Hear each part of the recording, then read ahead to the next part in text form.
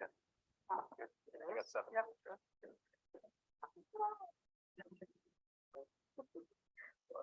I'm going to call the Regional School District 13 district meeting to order on May 1st, 2023 at 7 o'clock. We're going to start with a pledge of allegiance. Please stand.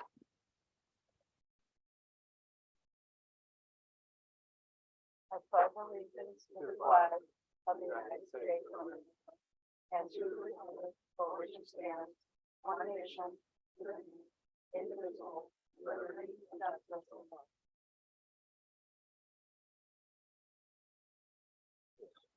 Okay, our first order of business is to have a motion to elect a moderator for the meeting. I nominate. Oh,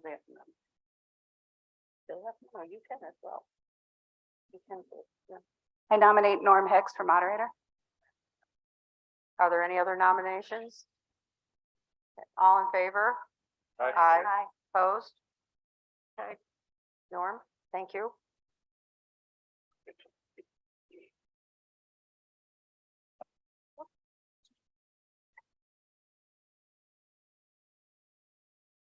Good evening and welcome.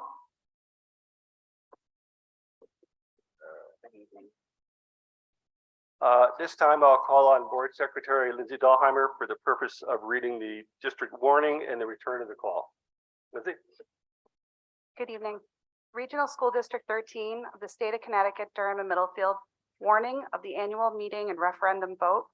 Notice is hereby given to all those eligible to vote in town meetings in the member towns of Durham and Middlefield that the annual meeting of Regional School District 13 of the state of Connecticut will be held on Monday, May 1st, 2023 at 7 p.m. in the Julian Thayer Auditorium at Coggins Regional High School, 135 Pickett Lane, Durham, Connecticut, for the following purpose: to present the amended proposed budget for the 2023-2024 fiscal year as prepared by the Regional School District 13 Board of Education.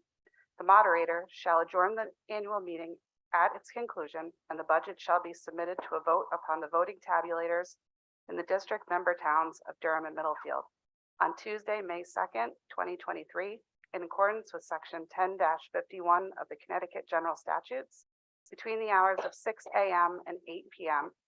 under the following heading: shall the proposed budget of $39,426,575 for the 2023-2024 fiscal year as prepared and presented by the Regional School District 13 Board of Education be approved. Those in favor shall vote yes. Those opposed shall vote no. Voting will be at the following poll places: Town of Durham, Horn Community Center, 144 Pickett Lane, Durham, Connecticut. Town of Middlefield, Middlefield Community Center, 405 Main Street, Middlefield, Connecticut. Copies of the proposed budget will be mailed to every postal patron in Durham and Middlefield. Dated April 17th, 2023. Lucy R. Petrella, Chairman, Regional School District 13 Board of Education.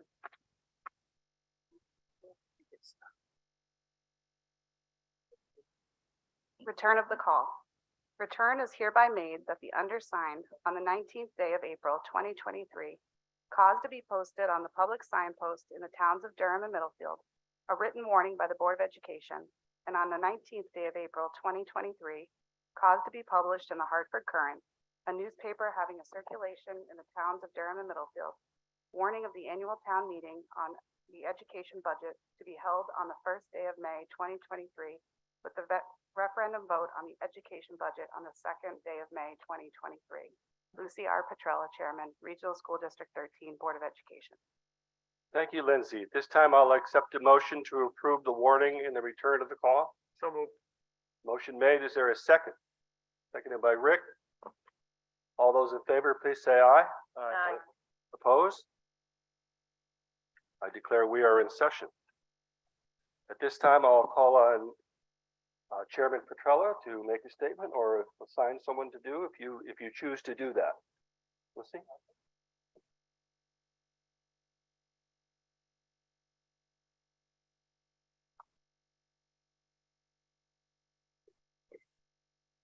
Good evening.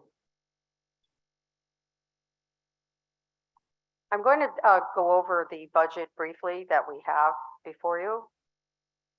Okay, on the first page, you have the gross budget, which is the total school budget, and the net budget, which is the amount that the towns pay for. With regard to the gross budget, it represents a 3.98% increase. Inflation during the year rose to around 8%. In March, when our budget was put together, it figured to be around 6.5%. Using either one of those inflation rates, the gross budget increase of 3.98% is much lower than the inflation rate, though the budget is still affected by inflation. The net budget, as I said before, is the amount that is shared by the two communities. This particular slide shows the two towns' assessment for the 2023-2024 proposed budget. There's a slight increase in the number of students for Durham of 0.15%, and there is also a slight decrease in the number of students for Middlefield of 0.15%. When we take a look at the numbers, a couple of things I'd like to point out. First of all, the government proposed ECS grant, which is the third number going down. For Durham, the grant was $3,208,722. For Middlefield, it was $1,959,060. When we get down to the actual net cost to the town, there's two figures there for Durham, which represents 64.65% of the budget, and Middlefield's amount, which is 35.35% of the budget. What Durham's percentage will involve is an increase of $1,132,895. And the reason for this too also includes the change in the percentage of students from Durham. Middlefield's share of the budget would be $482,614.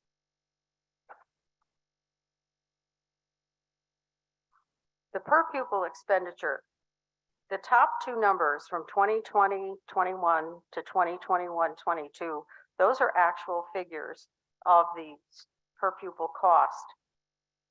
The two numbers on the bottom, which are in red, you might not be able to see it. It doesn't look like it's red to me, but 2022-23, which is this year's budget, and 23-24, which is our proposed budget, those are actually estimated numbers at this point in time.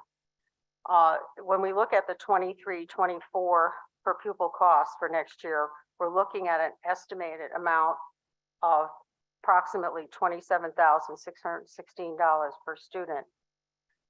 If we want to significantly reduce the per pupil cost, the district, we really need to close one or even two schools. Any other reductions of staffing or what else we put on here will reduce the per pupil cost, but it will only be for a very small amount. So what's driving the increase in our budget for this year? If you look across at all of these items, there is an increase in all of the items, but the one that stands out more is the operating services. That has a significant increase this year. And if we look at the next slide, what's causing that increase? So we'll kind of break it down a little bit. The increase of $776,376, or 22.28% over last year. Our budget for this year for next year is going up 3.98%. Of that 3.98%, 2.05% is represented just strictly by the increase in the operating costs. What does that increase represent? The larger portion of that increase is out of district transportation and out of district tuition. The two of those items represent a combined increase of 73% over the current budget. Also included in that increase in the operating services is daily transportation, including diesel fuel, property and liability insurance, and energy equipment lease repayment schedule. Over the years, our enrollment has dropped. This particular graph shows the relationship between the drop in the enrollment and also the drop in our certified staff.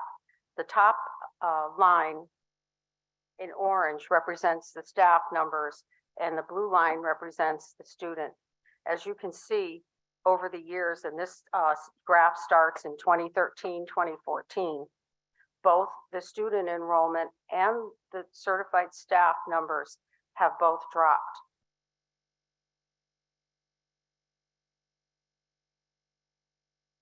The next item is our capital reserve.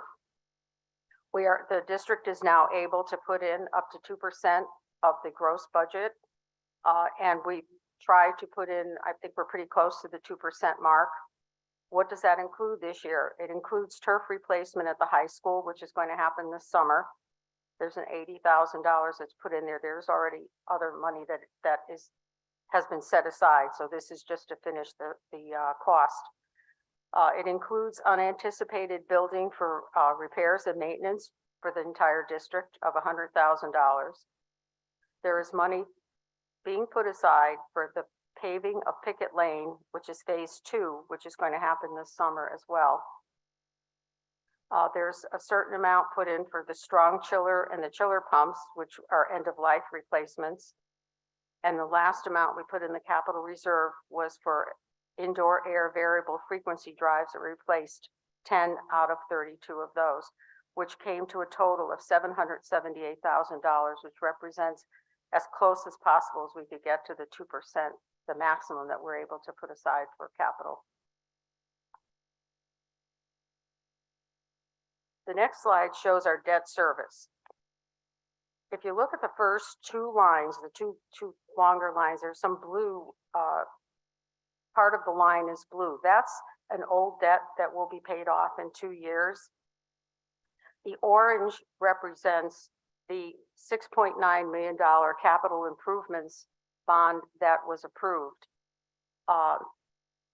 In a couple of years, the old debt will be retired. It'll be finished. And obviously our debt service amount will go down. But to think about it, if we do not drop the debt service, what we can do with the amount of the old debt service, hope I'm explaining this right. Sorry, I'm a little tongue-tied here. When the old debt service is retired, we can maintain the same amount of debt service payments, and we could bond up to approximately $5 million and still be able to maintain the same debt service amount in the budget. Okay. The next slide is our budget history. Most importantly to note is the very top line in yellow. That represents inflation over the years from all the way back in 2015, 2016. If you will notice, the blue and the green lines represent both our gross and our net budget. When you come to the end, actually looking all the way across, for the most part, in fact, pretty much all the way across, the district's budget increases have been well below the inflation rate. And even this year, the inflation rate on the top yellow line, and this particular graph represents 6.5% inflation. It went up much higher than that during the year. And still, if you're looking at our net and gross budget, we are a good amount lower than the rate of inflation. And our last slide takes a look at, we're comparing the budget increases from 3 different sources. One is the average of all the reporting districts. The second column is for regional district averages. And the last column is for those school districts that are in our same socioeconomic group. If you look across, the average of all reporting districts in the state of budget increases was 4.69%. The regional districts was 3.93% average, Our socioeconomic group was 4.66%, and our school budget for this year has gone up 3.98%. So if you look at those numbers, compared to our regional school districts, we are pretty much in line with them, and we are much lower than the average of reporting districts across the state, as well as our socioeconomic group. Okay, thank you.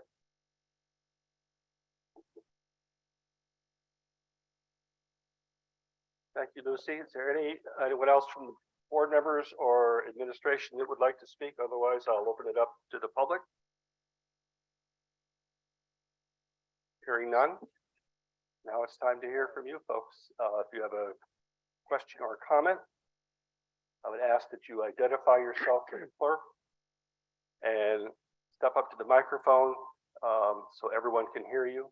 I can't see you, so I'll try to call on people in order. Chuck Durham. This is regarding the interest income, Kim, and it's not the question you would think it's going to be. It's the other way around. I'm wondering why it's so low at 45,000 when you have a base of 38 million.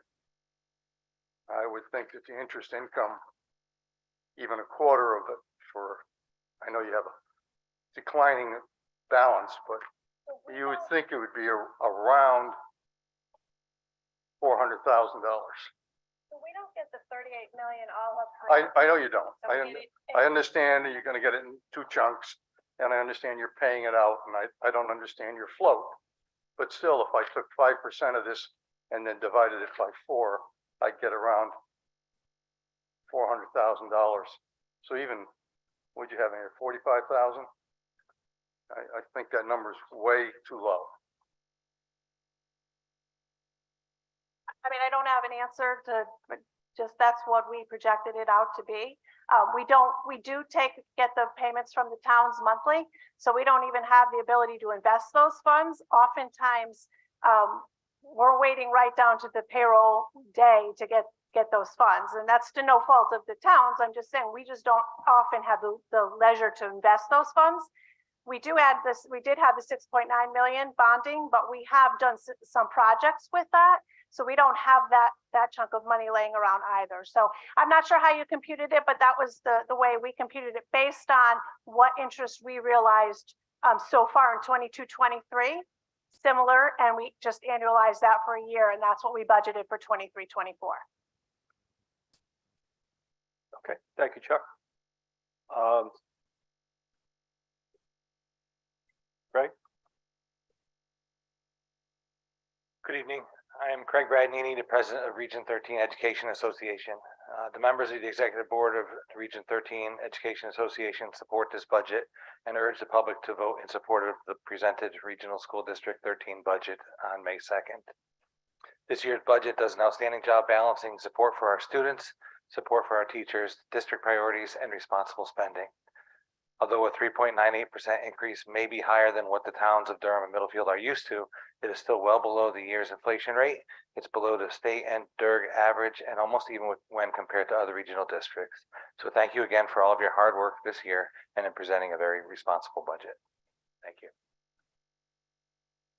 Thank you, Craig. Anyone else? Is that you, Danya?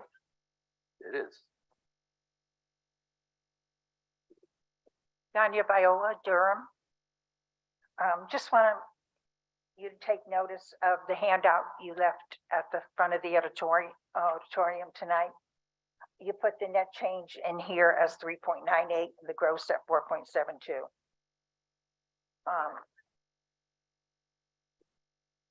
Due to the fact that we are talking about a substantial rate increase, I do think that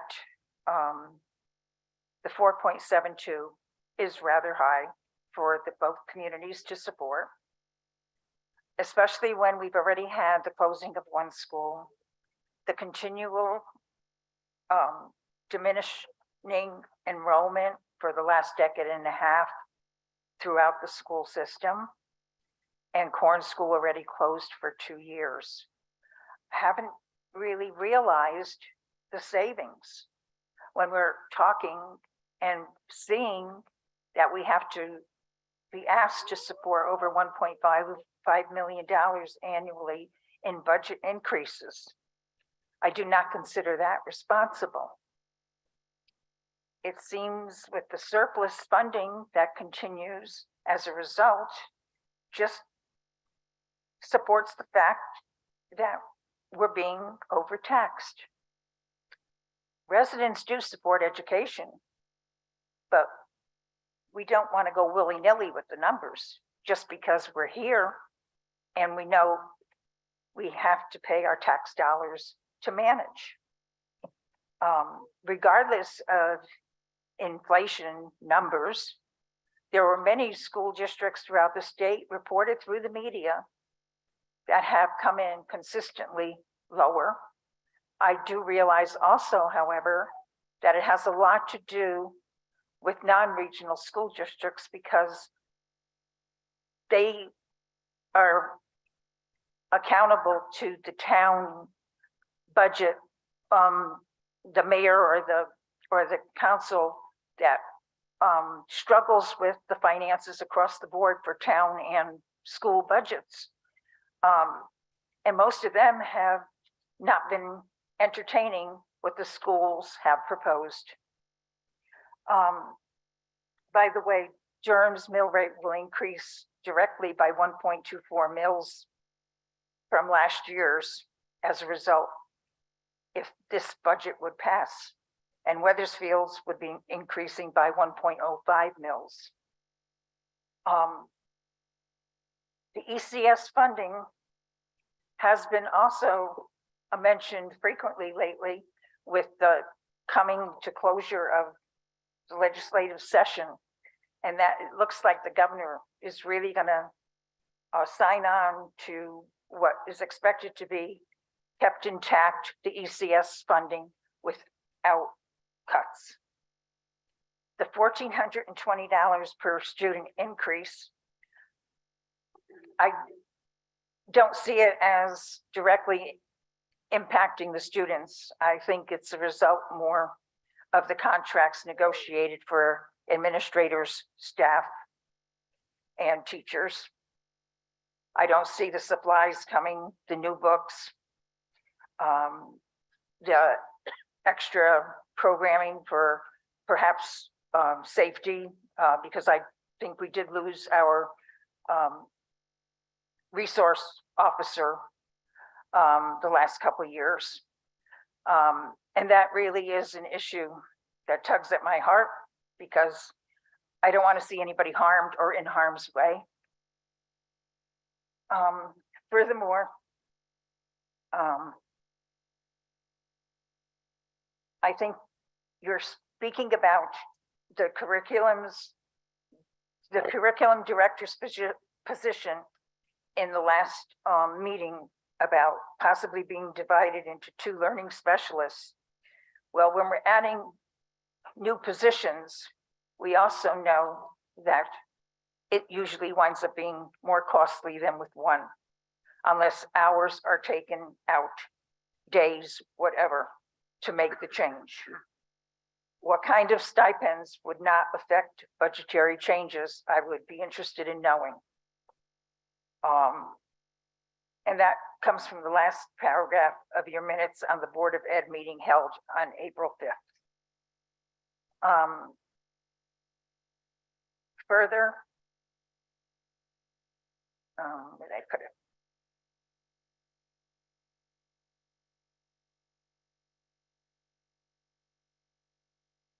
Senior moment, excuse me. Okay. Well, with that said, I think I'll leave the floor to someone else for now because what I'm looking for, I can't see at the moment. Thank you. Thank you, Tanya. Anyone else who would care to speak? Is that Roger?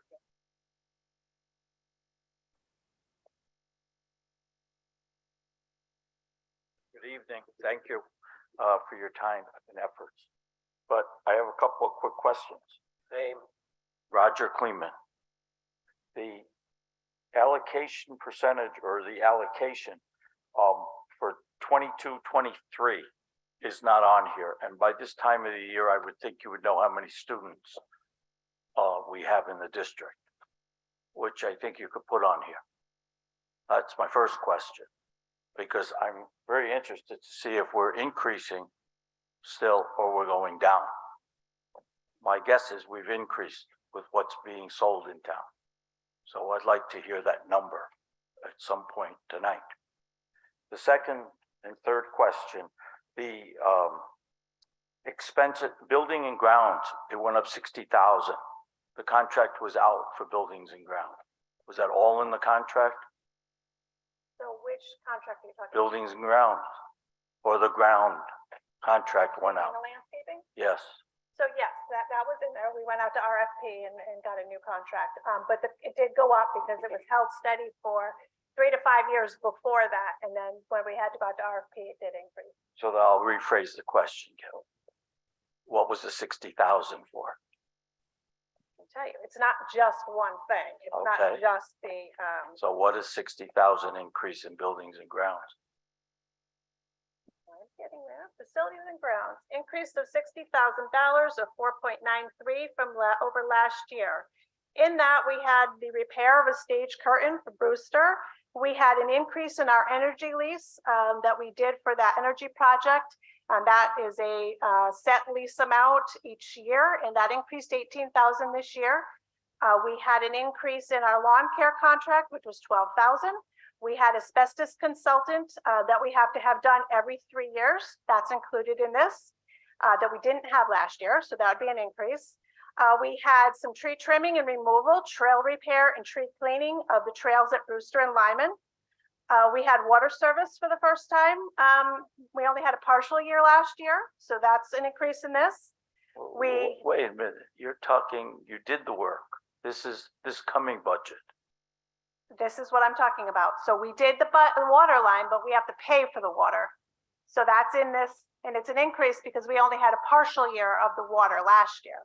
So this represents a full year of the water. But you talked about clearing the trails at Brewster, and I walked the trails the other day.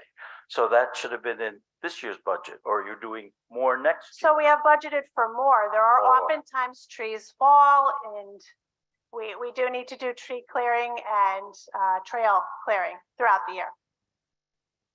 We also had, we actually did have a decrease. We had done some science fume hood repairs last year that we didn't have to do this year. And then we also had locks and door hardware we had to purchase due to security needs. And also this year, we are mandated to purchase feminine hygiene products and offer them in all girls' bathrooms and one boys' bathroom from grades 4 and up. And that is fully free to the students, and that is a state statute. However, they did recommend that it could, well, they talked about maybe extending that out a year, but we did budget for it in this year because it originally was going to be something we had to offer this year. This year or the coming year that we're talking In the about? budget. I'm only talking about the budget, 23, 24. Thank you. So my last question is, you already touched on the operating services going up as much as it did, but I think a little more detail. It said 3 students, but could we have more detail of, Sure. was just that going to my 3 page. added or plus? So that line item represents really the increase of that line item, the 776,000, is because we had 3 new students move to the district who receive specialized outplacement tuition in outplacement services out of district, and we are mandated to pay for that. So we had budgeted for 5 in 22-23. We actually have 8 students this year. So we had to budget for 8 students next year. So that 776 is that tuition, and it's that transportation. And then there's also a few other things in there, but that makes up the bulk of it. The other thing was our DACO. Can I interrupt you 1 second? That means we were short in this year's budget. We are, and we are running close to the bottom of the budget, yes. Thank you, Roger. Why does he have to? He doesn't want to. Anyone else? Rick? And I hope that came over.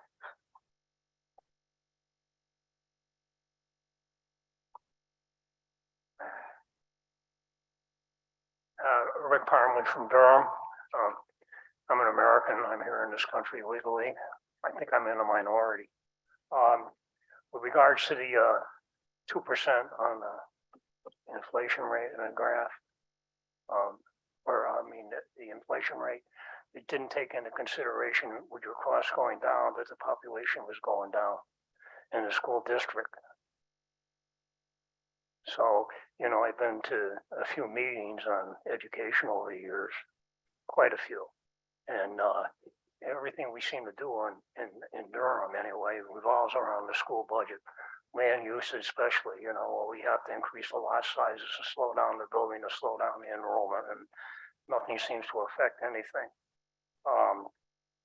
Also, the 2% that you're allowed now to put aside, I like a little more scrutiny, and I'd like to see that money when it's coming out of that account go before the voters for some scrutiny. We basically operate the town of Durham on 20% of the money raised. And there's a lot of scrutiny on that budget. And yes, there's some things in there that shouldn't happen. And you have almost $40 million. And there's definitely a lack of accountability. We can't reduce any items on the budget from the floor like we can on a town budget. As Dave Webster from Middlefield said one year, he said after the meeting I was talking to him, he says, you know, there is life after the Regional District 13. And, you know, you can't have programs like one time somebody applied for a grant for daycare. And the way it was written was, it was for student mothers. The next group was the district employees. And if there was anything left, the poor people paying the bill from Durham and Middlefield got to get those slots. I like that. And John Lyman, when's that being closed?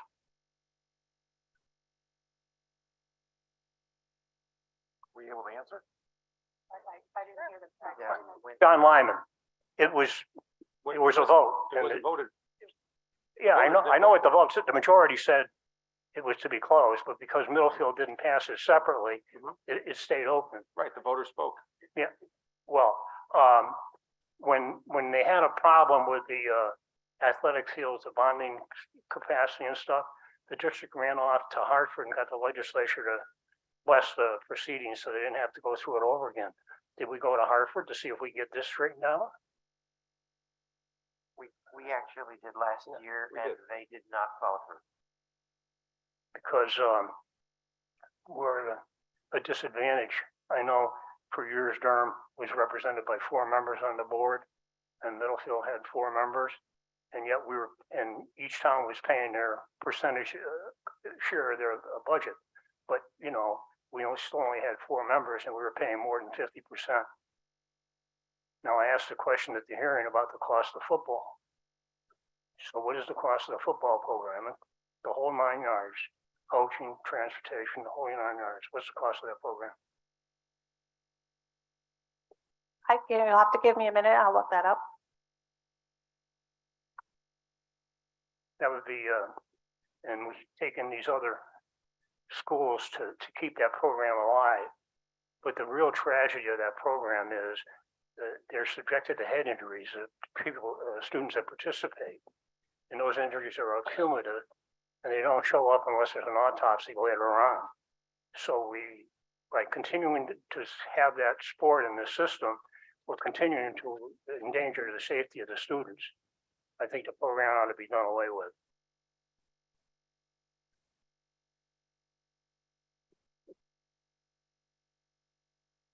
I can get back to you when I'm done looking it up, if anyone else wants to speak.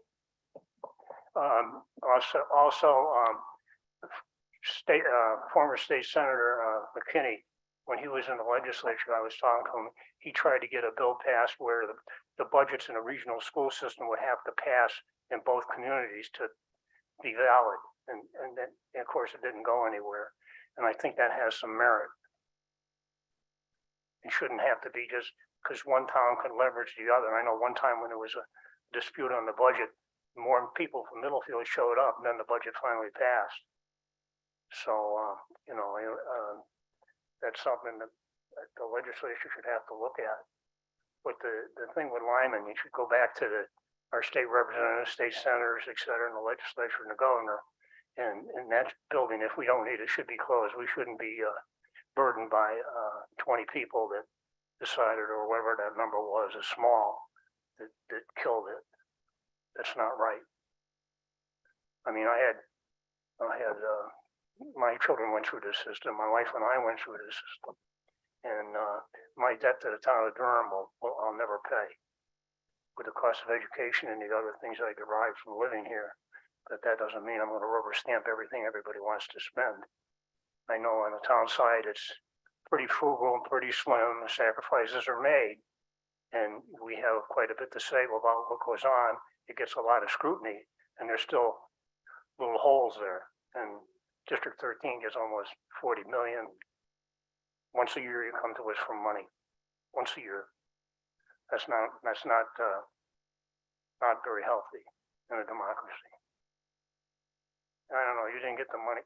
I mean, I gave you the question ahead of time so you could, bring it up.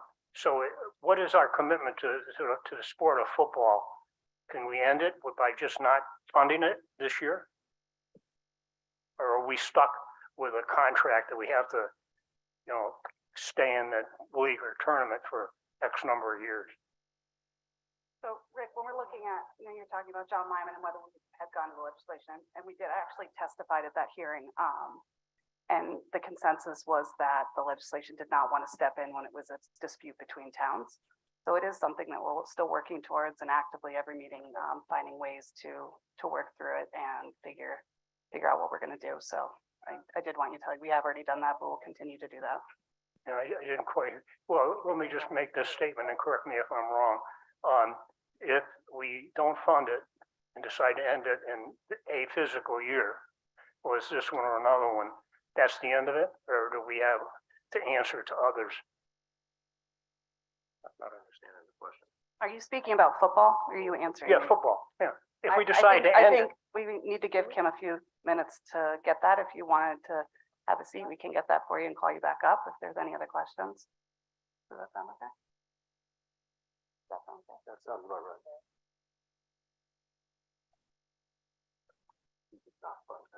Also, you talk about your expenses going up.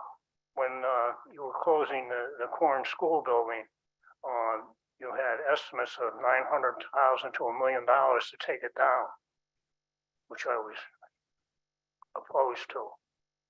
And yet the town of Durham took the property over, and I don't see that particularly affected the school budget.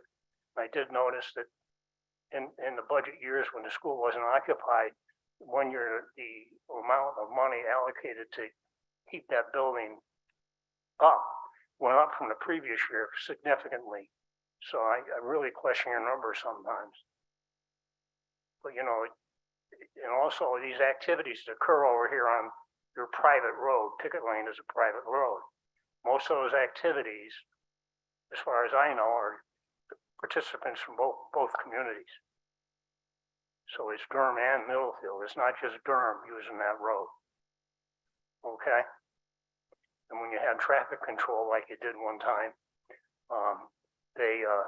somehow the administration got word out to the staff at a meeting that the state police were going to be checking speed.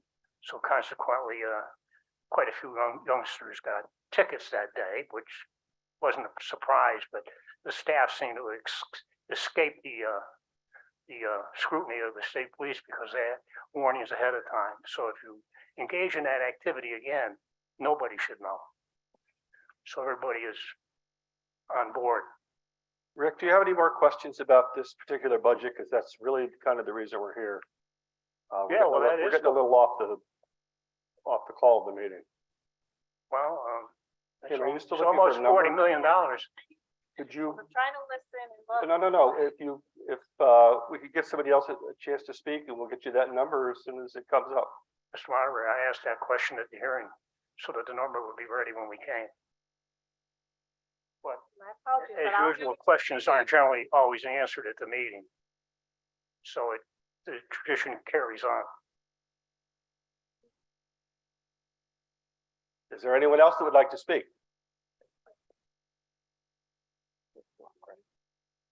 We have 2 online.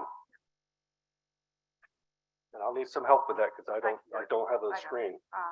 Carl? Good evening. Carl Stoops?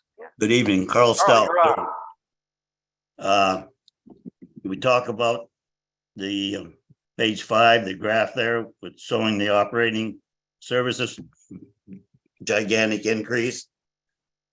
But yet we didn't hesitate to okay a storage building field house. That's going to add tremendous operating costs to your budget now and in the future. There's just no getting around it. So if you really wanted to try to cut costs, there's some place where you can start. And I thank you for your time. I thank you for all your time and effort you put into putting this budget together. Thank you. Thank you, Carl. Thank you, Carl, wherever you are. Marianne O'Brien? Marianne O'Brien. Marianne, are you there? Yes, I am. Can you hear me? We can hear you. Go right ahead. Oh, okay. Thank you very much. And thank you, Mr. Parmalee, for all of your efforts and all of your questions. I always learn a lot from him. So I have a question, and perhaps it's because I haven't been paying attention because I don't go out to the meetings and I don't sit through all of them because sometimes I can't hear people mumbling. But I have a question about Memorial. I didn't hear anybody touch on it, and I was just curious because I thought there was a fairly large estimate of money that would be required to bring Memorial to code or to correct operating capacity or whatever. And I haven't heard that mentioned in this meeting. So I wondered, how will that expense impact the Region's 13 budget? Because I thought it was a pretty big amount of money. Was it a grant that we were after? Did we get funds from Hartford? Is it something they're going to come back to us for? Could you please talk? And I do apologize if my feeble brain didn't gather this information before the meeting, but if you could address that for me, I would be very grateful. And then I'll wait for you to talk to Rick about the football cost. Thank you. Thank you, Marianne. Somebody want to respond to that? Yeah, Marianne, that actually comes from studies we are working on to do an expansion possibly for not within this current budget years, and that would have been a K through 5 at Memorial with a renovate as new extension onto Memorial School in order to accommodate all kids in K through 5, but it does not affect the 23-24 budget. It's still something that we are really working on to see if it's really feasible at this point. And if we do need to go back to the drawing board and figure out different ways, but that's currently not in this budget. What I remember from the presentations that I did see, the items in that budget request or in that estimate were fairly significant and important. So I'm surprised that it's not known at this time in the budget juncture, because it's certainly, if it's passed, it's certainly going to add to our mill rate and our taxes. And I know I'm an old person, and I know people think I should have more money than I do. And I know they want me to move out of town because I can't afford it here. But I'd like to know the whole scoop, because that was a large amount of money, as I recall. And if I misremember, I do apologize. But that money is going to somehow be added to this big budget that we're looking at tonight. And to me, 1.5 million is a tremendous increase for a small town for a budget of almost whatever it was. So if you could give me a little more information on that plan, like what year was it projected for? When would we see another request for money for the education budget to make repairs to that building? Because it sounded like they were pretty severe and very much needed to keep the students safe. That was my recollection. That's what y'all said. So Any renovation to Memorial School for that K through 5 possibility would have to go through bonding and would have to go through a referendum vote within the towns. That's not something within our current budget. It's a pretty lengthy conversation, and I'm happy to have that any day with you. But it's currently not in this budget, and it would have to go to vote for the towns. but what's the timing of it? When do you think? You're going to talk about it in 6 months, in a year? That's what I'm trying to gather, is how is it what's the timeline of a potential impact on our budget? Because what y'all don't realize is some of us have budgets that we can't go out and say, give me another 4% or 5% or 6%. So what's the time? I don't mean to be disrespectful. I know you spent a lot of time on this, but what's the timeline you think you would be coming back to the towns to fund that? Because again, what I sat through in the presentations indicated that they were very significant and important renovations to assure the safety and a safe learning environment for the students. Yeah, go ahead. It would be part of the I think you, is this working? I think you kind of have a couple of things together. There are not significant renovations that have to go on at Memorial School. The cost that you're referring to, the large cost, is to actually add to the school in order to accommodate all the rest of the students that are presently at Brewster and presently at Lyman School. The reason that we haven't brought it to the community at this point in time is because of the cost. It's a lot more than we had anticipated, and we are working on it to see if we can get it to a more reasonable cost. I don't know how long that's going to take. We have a building committee meeting next week, and we will be discussing it again. With regard to the school that needed the more significant repairs, that was John Lyman School. When we put out the vote to close John Lyman School and it did not pass, we then put out a referendum for a bonding in order to do those repairs that are more significant and of concern, and that did not pass either. So what we are doing at this point in time is we're not abandoning the school, we're fixing things up as we need to, and hoping that some larger items, larger pieces of equipment don't fail completely, because that would be another issue. So you have two things on the table here. Okay, I'm going to stop talking because clearly I'm not getting the answers that I think I want. I think that you're saying maybe, or in the future, or we're working on it. And I'm asking now, what's the potential for another couple of mills to add to our taxes, because there's other stuff lurking out there for educational costs that have not been addressed. And I think I would have been more comfortable if someone could have made that part of the presentation that said, we don't know what's going to cost, but we are being transparent. We're being upfront with you. We're going to ask for more money. And that wasn't said. So now I'm going to wait and see if you talk to Mr. Parmalee's question about football, because he deserves an answer too. He spends a lot of time on his questions and I support his questions. I don't always agree with them, but I'm going to be quiet now so you can address his questions. And thank you very much. And I know. Thank you, Marianne. Doug. So just, this won't answer your question completely either, but I think not only are the costs unknown, but the significant savings of closing one or two schools, which is something that Lucy said in her presentation and others have said, is also something that we're trying to get a handle on. And once we do, we will be very upfront and clear with our public, and it's something we're working on. So no one here is trying to be evasive about that, and there are certainly no decisions that have been made. And just to reiterate what Lindsay said, just like we've tried in the past and have not been successful, anything we would do in this space to close a school, to add to a school, to renovate a school, we would have to get specific permission from the voters through bonding. And I think it's also important to mention, we're also seeking what appears to be a significant state share of some of those projects currently valued at 52%. So these are all the things we're dealing with. But again, to reiterate the earlier points, none of that has any impact on the budget that we are reviewing this evening. Thank you, Doug. Any other questions or comments? Hold on, Danya, make sure we hit everybody first. And Kim has the answer to Rick's question. Thank you. Thank you for your patience while I found that number. I have the total cost of football budgeted for the 23-24 year at $52,272.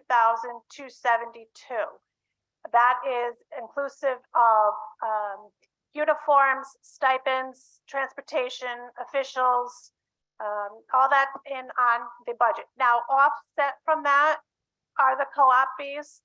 And that is $650 per student that another district would pay to us to participate. So out of that 52,000, if you had 10 co-op students, that 6,500 would come off of that amount.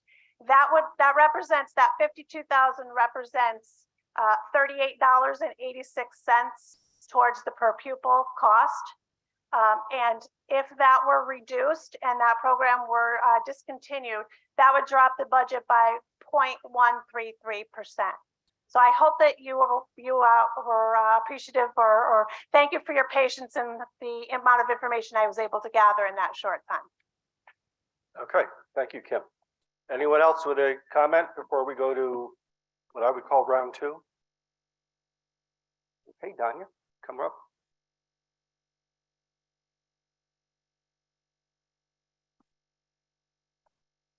Danya Viola Durham. I just want to say that young lady that spoke about bringing up the issue of possibly the expansion, renovations, whatever, of Memorial School.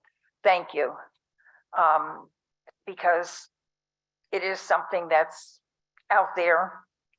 And those of us that have been paying attention to some of the meetings, if not all of them, we have a chance to look again at what is happening. And I am really concerned about the idea of K through 5 at Memorial, because then what are we doing with emptying out Brewster to accommodate just a pre-K program? I think that is ludicrous extravagance and uncalled for. We're not made of money. No gold trees growing in our backyard.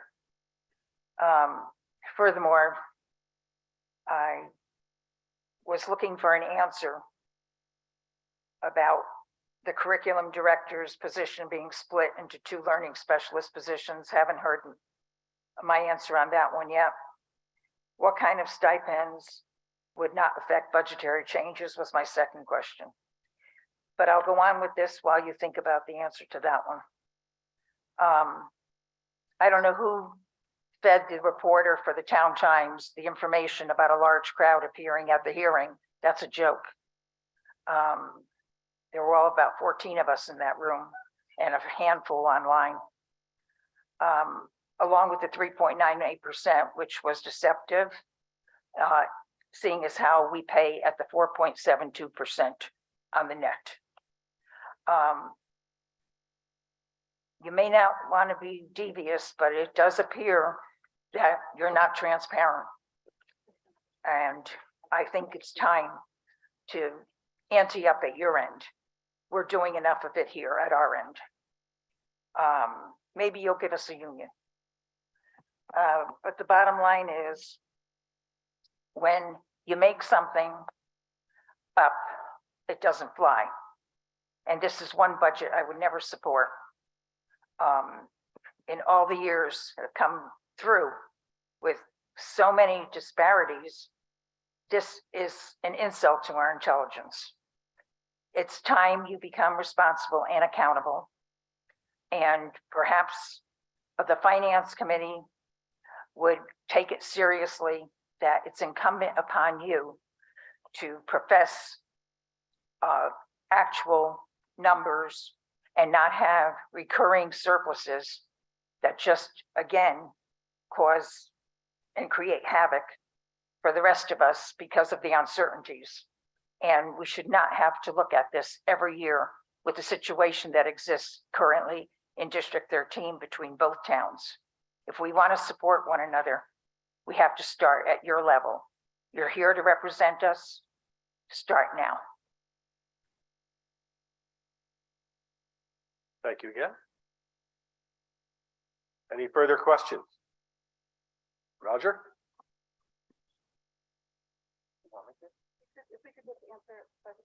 Oh, sure.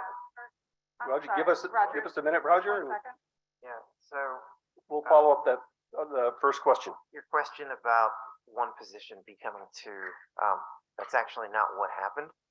The director of curriculum retired at the end of last school year. We eliminated that position and another FTE, created these two positions, which we got a little criticism for calling them the same name, and they have different names now. I don't have the figure in front of me, but there's actually a cost savings in converting those FTEs because those positions are much lower paid than the curriculum director, but they weren't much higher than the other FTE than we eliminated. So we actually saved money with that move. Okay, Roger. Thank you, Doug.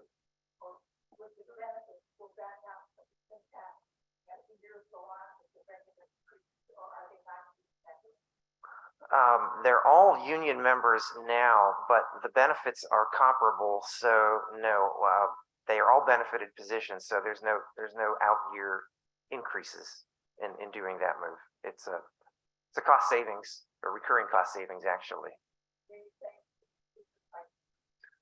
No, I'm saying we took two and changed it to two, and the two we changed it to together, salaries were significantly lower than the curriculum director plus the other position that we eliminated. So yes, we are saving significantly on that move. Could you come up to the microphone? Could you come up to the microphone so everyone can hear you? Recorded also in the paper was lesser revenues because of attrition for many of the teachers and staff. Well, without just thinking logically, okay, without a graph to support the varying positions as a result of attrition or actual leaving because of the COVID situation, which we heard talk about, it may be rumor, I don't know, but some people supposedly left because they didn't want to trust the COVID situation to disappear, and with all the children and all, whatever going on, can be reflective of some people that do care about and are concerned about spreading disease, and others send them to school and don't worry about it. But you can't put teachers or children in that position. And so I think you're showing the graph that the staffing numbers kind of correlate with the diminishing enrollment numbers. I don't feel that's quite adequate because you do have circumstances that have changed it. And the layoffs would be another story to put in there, as you just referred to, having one position retiring or left and made two out of. So with that and, stipends, I know those things don't normally increase, but would in fact, you answered about the curriculum director. Would the kind of stipend positions that affect budgetary changes be noted in this budget? Is there any impact from that whatsoever? This was all mentioned in your minutes. So I need a little more framing of that question. We What have kind of- stipends in our teacher's contract. Yeah, what kind of stipend positions would not and did not affect budgetary changes? Is that union contract negotiations that made the changes there? Correct. When the teacher's contract was negotiated, there are stipends and they did increase in that contract. But they are also can be filled or not filled at the superintendent's discretion. So not only is it academic stipends in terms of department leaders, but it's also stipends for athletic coaches as well and after school clubs. Well, what was the percentage significance? Can you be a little bit more clear on that? Oh, it went up about, I want to say it was 3%, the same amount of the GWI as the wages went up. Thank you. Roger, are you ready? I have an answer for Roger too before he gets up. You can get up. You asked about our enrollment. In March, our enrollment was 1,355. And then on April 1st, it was 1,367. We do it at the first of every month. So today is the first, but I don't have that report for today, but we did increase 12 students from March to April. Roger, I can answer a little bit about we don't know the numbers, and it's true. Okay, I work in the technical high school system in Connecticut, and we are currently going through basically recruiting, admissions efforts. All these numbers are still in flux, and it's particularly difficult. So that it's coming soon. I guess the end of May is kind of our time where we actually will know that. So it does make it a little bit difficult in forecasting exactly who's going to be here. And we don't know what's going to happen over the summer. You have to have a little bit of flexibility, and that's important. And I think too, looking at even magnet schools, I believe they had their acceptances this week, so we still don't have the numbers. It's a battle for students. It is a bloodbath for students. That's what's happening right now. Roger Kleeman again, so I gave my thing. So the enrollment is actually down from last year. That's what I was getting at. Because we went up and now we're going down, even though it fluctuates, but we are on a down. We are on a pattern We're of still down operating enrollment, yeah. 5 schools. Absolutely. That's the problem. We have No. children that are dispersed between 5 schools. We're trying to reduce that. And if we don't get support, it's extremely difficult to manage 5 schools when we have a low enrollment, when we have them dispersed over 5 schools. Hence why we want to reduce that. Nothing's going to change monetarily until we do that. Well, I appreciate your attitude. Mine is a little different than that because of many reasons. Yep. And I've been here for 50 years, so I think I have a handle on what's going on. You're asking about enrollment. And I did. And I'm giving you I'm giving you Well- an answer of why they're dispersed over 5 schools. If we had them in 3, we'd be able to save money. But your crystal ball Mhm. does not say that we're going to increase because we're selling houses in this town to young people. You're totally right. And they So the forecasted- increase, so closing 2 schools without building a new one for X number of millions of dollars Mhm. might not be the answer. It might not be. We don't know. Is there anyone else who would like to speak?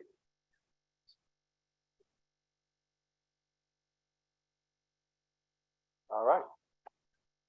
Harry, Rick, would you like to say something else? No, Marianne would like.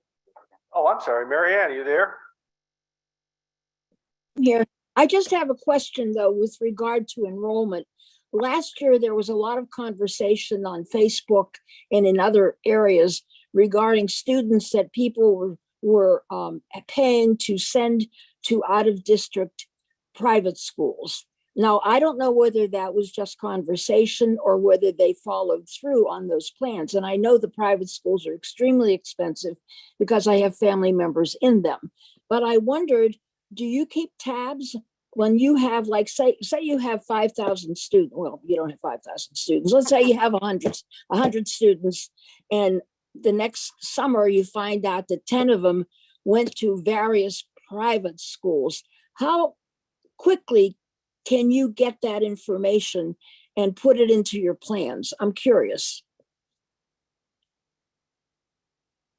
So when students transfer out, say from the 8th grade to the high school, we have to transfer them out of our Power School program. So we know where every student is going to, whether it be to a private school or whether it be to a VOAG or Vinyl. So that information is easy to get. It's the kindergartners and it's the students that start off in private school that don't come to our district that are a little bit more difficult to track.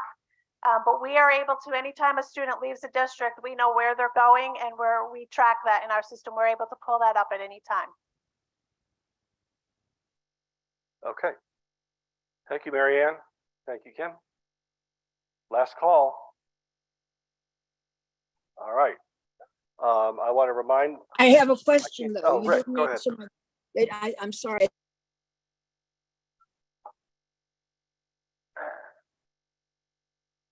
Rick Parmley from Durham. Another handicap here is there's no minority representation on the Board of Education. And the other thing is when Dave Levine was our state representative and a local resident, he used to make appearances to give us some updates on what was happening in the legislature. So regards, the last I knew, when we meet on the budget and pass the budget, it's based on a number from the state of Connecticut for funding. But that number has never been approved by the legislature. Their budget is never final. And the problem came up a few years ago under Governor Malloy. He pulled the money from the schools or the municipalities. And because we were a regional district, we were locked into that number. So that number we vote on tomorrow or whenever is hard and fast. The residents of Middlefield and Durham have to come up with that money. Whereas Glastonbury, Middletown, East Hartford, all these other places, their administrators can look at the whole budget and make adjustments across the board. We're locked in, so you have some very distinct advantages. And I tend to find that the Board of Education tends to distance itself from its constituents. So the time you were talking about under Governor Malloy, that did happen. It was called a holdback. The legislature has put in, for what it's worth, however you feel about it, they've put in safeguards and said that will never happen again. So we have to trust that. But also the ECS in the budget, the proposed is the governor's proposed ECS. You're correct. The budget has not been approved yet, and that number could change. You're absolutely right. Could go higher. I don't see it going lower, but it could certainly go higher and give more to the towns. May not. Okay, thank you. One last time, I think Back. Marianne? there's somebody out there. Marianne, are you there?